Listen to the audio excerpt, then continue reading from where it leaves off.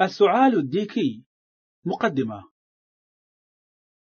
توجد فراش صغيرة جدا تسمى أهداب تحمي الجهاز التنفسي وتدفع باستمرار المخاط من الرئتين.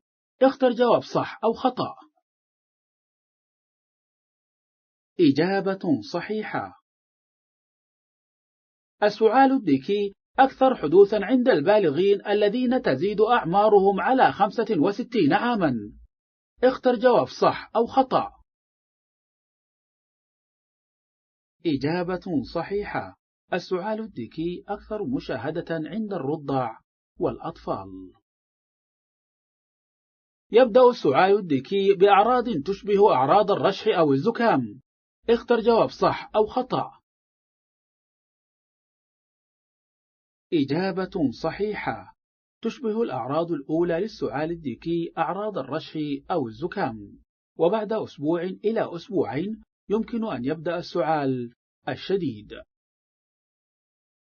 كل مريض مصاب بالسعال الديكي يصدر الصوت الديكي. اختر جواب صح أو خطأ. إجابة صحيحة. إصدار الصوت الديكي غير شائع عند مرضى السعال الديكي الملقحين ضده. تكون المضادات الحيوية فعالة دائما في معالجة السعال الديكي. اختر جواب صح أو خطأ. إجابة صحيحة. لا تفيد المضادات الحيوية عادة إذا أعطيت بعد 3 إلى 4 أسابيع من بدء السعال الديكي، حيث تكون الجرثومة المسببة للسعال الديكي قد خرجت من الجسم في هذا الوقت. يجب تناول كميات وافرة من السوائل لمساعدة الجسم على مقاومة السعال الديكي. اختر جواب صح أو خطأ. إجابة صحيحة. يجب شرب الكثير من السوائل، لا سيما الماء، فالسوائل تقي من الجفاف وتساعد على تمييع المخاط.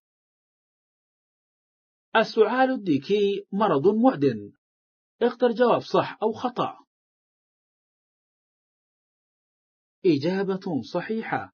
توجد الجراثيم التي تسبب السعال الديكي في سوائل أنف المريض وفمه، ويمكن للعطاس والسعال أن ينشر المرض للآخرين. ما هي أفضل طريقة للوقاية من السعال الديكي؟ اختر إحدى الإجابات التالية.